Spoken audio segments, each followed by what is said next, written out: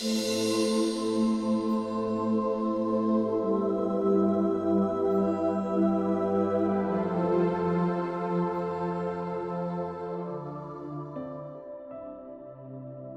story of Saint Firmin, Bishop. Subscribe to our channel to receive more content like this.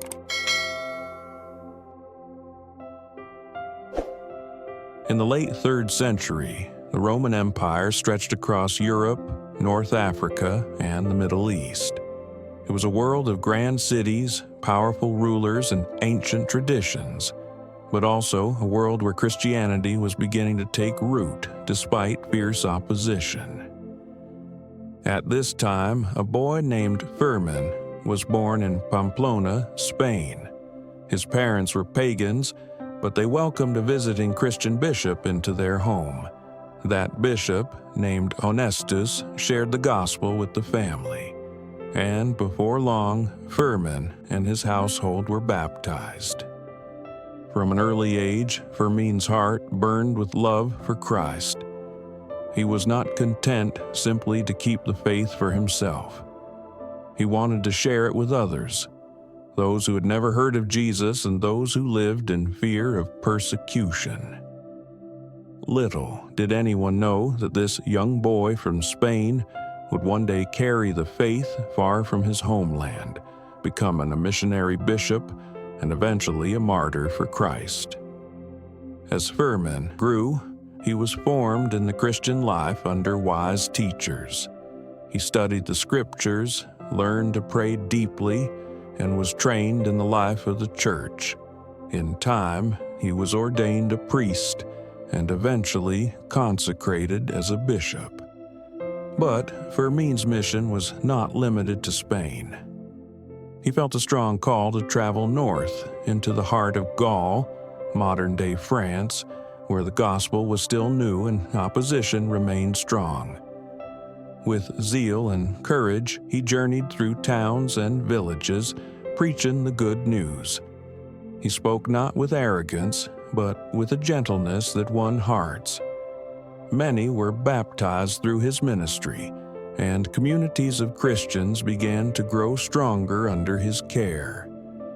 People came to see him not only as a teacher, but as a shepherd, one who loved his flock enough to walk beside them in both joy and trial.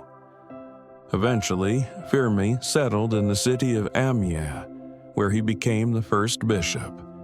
There, he poured out his life in service. He organized the church, encouraged the faithful, and boldly preached in public, even though Christianity was still illegal in the Roman Empire. The people of Amiens came to know him as a man of prayer and courage. He cared for the poor, healed the sick, and reminded his flock that no empire, no matter how powerful, could silence the truth of Christ. But his boldness also attracted enemies. Pagan priests and Roman officials saw his growing influence as a threat. They accused him of turning people away from the old gods and undermining loyalty to Rome.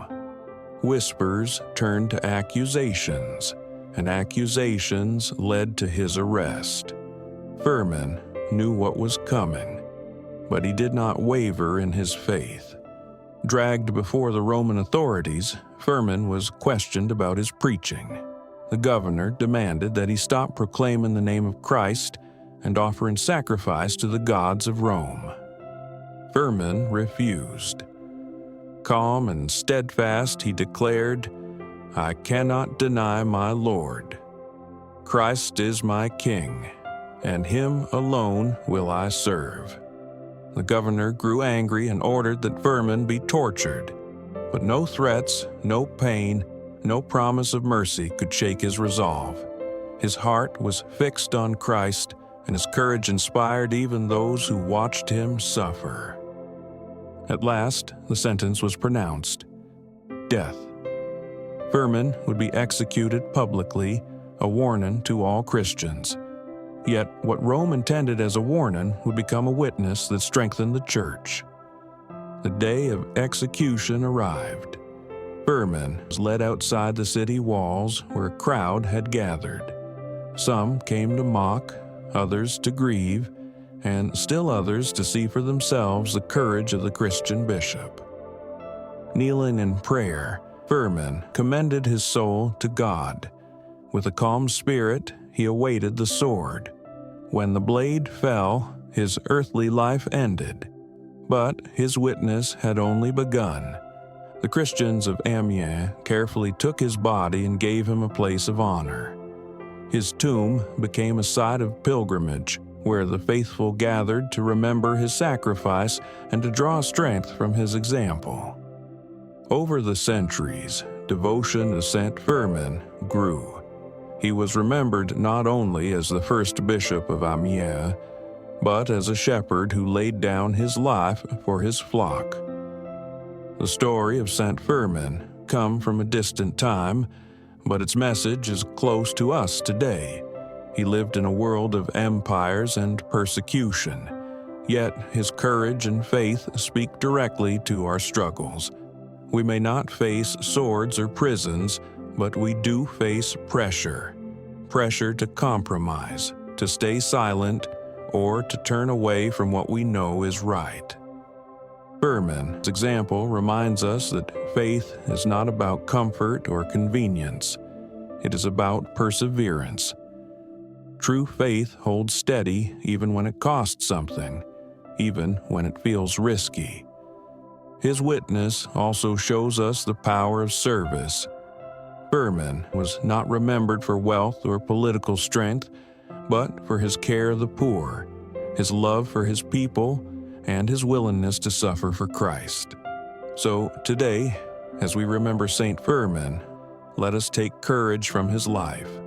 Whether we face small trials or great ones, may we remain faithful, serve with humility, and trust that God's strength will carry us through, just as it carried a humble bishop from Spain who gave his life in Amiens so many centuries ago.